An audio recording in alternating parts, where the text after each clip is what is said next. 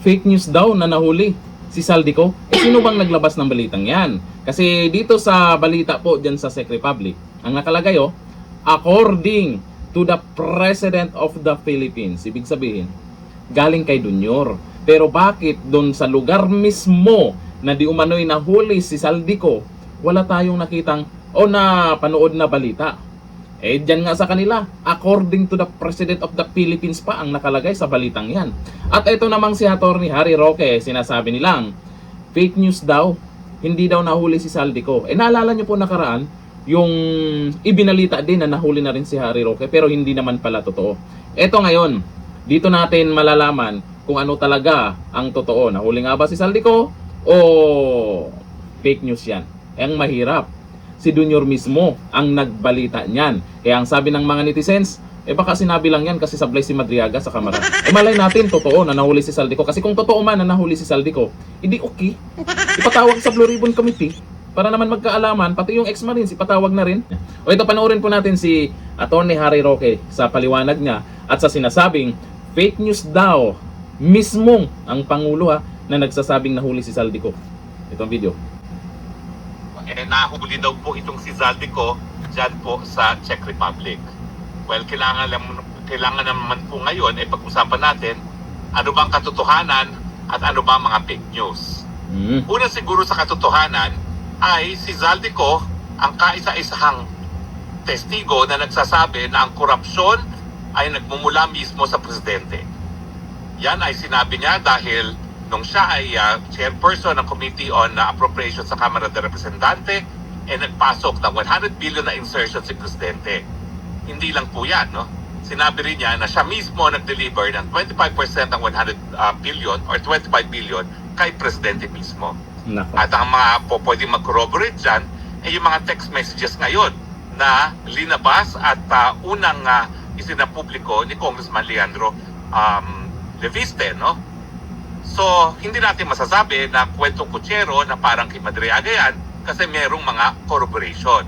Ang inaantay lang natin ay yung katapatan sa bayan at katapangan nung maglolo na bersamin na sabihin nga ang totoo nang malaman natin kung totoo nga ba at mako-corroborate ang sinabi ni Saldico.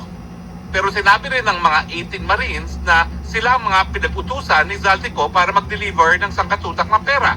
At alam naman nila kung saan nila dineliver at kung kanino dineliver ang mga salapi nito. So pwede rin yan ma-corroborate. Correct. Pero ngayon po, ang balita ay naaresto na ba si Saldico?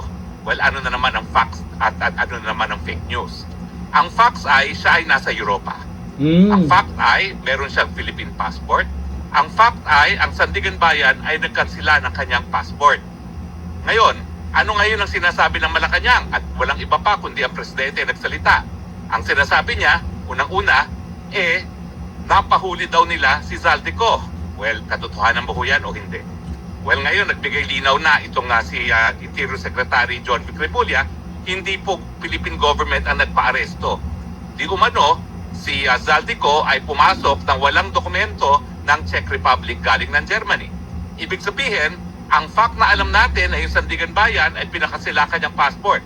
So mukhang siya ay nagtangka na pumasok ng Czech Republic nang pinakita ang passport at na na-check, yan ay revoked na.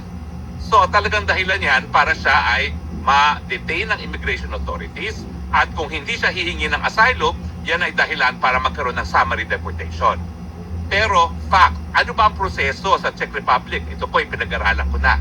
Ang proseso po dyan, bagaman po pwedeng ma-detain siya hanggang isang taon dyan, no? Pero at the average 90 days bago siya ma-deport, ang katotohanan ay sa unang 7 araw ng pagkakadetain niya sa kanya, kinakailangan sabihin ng Czech authorities kay Saldico na po pwede siya humingi ng asylum.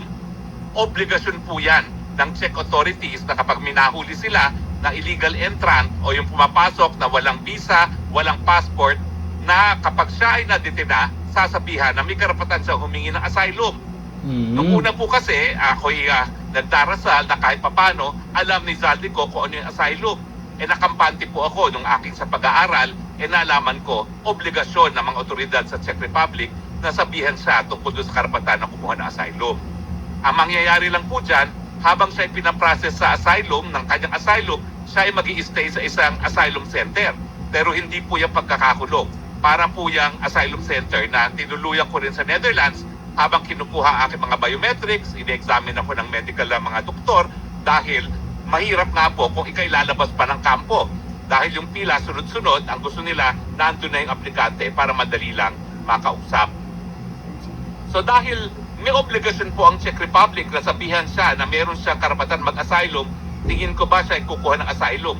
Well, sa tingin ko po, alam ni Zaldico na dahil siya ay ngayon ang kaisa-isang testigo na po pwede makorroborate ng mag-lolo na Bersamin na ang korupsyon ay nanggaling mismo sa ulo kay Marcos Jr. mismo, talagang alam niya na may banta sa buhay niya. Nako po.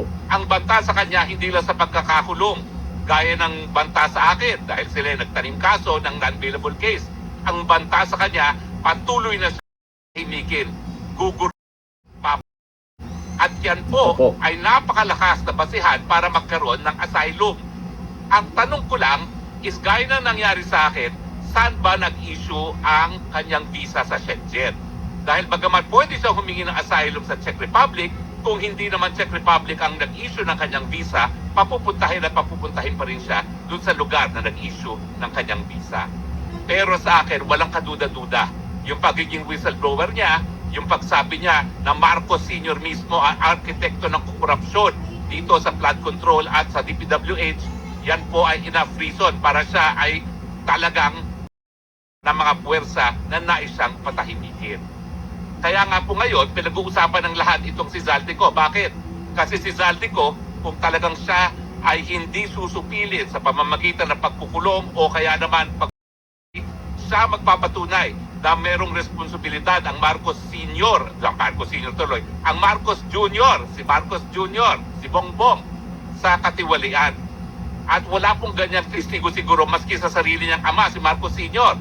Napaka-importante po ng testimonya ni Zaldico, kaya naman, bagamat hindi ko sinasabi na wala dapat siyang pananagutan, ang katotohanan, kung wala ang testimonya ni Zaldico, mahihirapan tayong maparusahan ang Marcos Jr. at ang kanyang pamilya.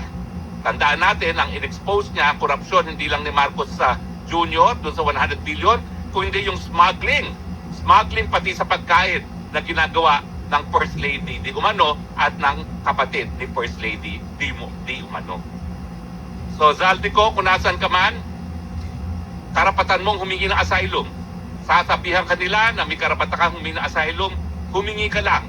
Dahil malinaw na malinaw, gaya ng sikat ng araw, na meron kang karapatan, meron kang well-founded fear na pwede kang gurgurin, patayin, dahil ikaw lang ang magiging susi para mapanagot ang presidente at ang kanyang pamilya sa kanilang katiwalian.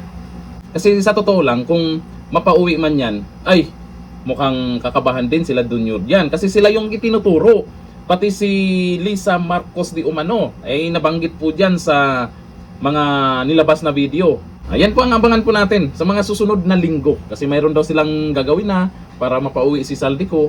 Ay talaga naman, kung totoo man, edi okay. Kung totoo man nahuli si Zaldico at mapauwi nila, edi okay. Maganda yan. Pero kagaya dito sa sinabi ni Atty. Harry Roque, ay mukhang kaduda-duda din na.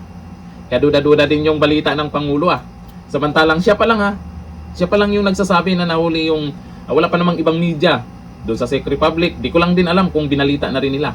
Kasi ayon po dito sa nakita nating balita, ay nakalagay nakalagay po dyan, according to the President of the Philippines. Doon pa rin sila nagbabase sa sinasabi po ni Junior. Ano kayo sa tingin nyo? Nahuli nga ba? At pabor nga ba kayong ipauwi o iuwi na dito si Zaldico at iharap sa Blue Ribbon Committee? Comment tayo dyan. Hanggang dito lang. Thank you. Bye-bye.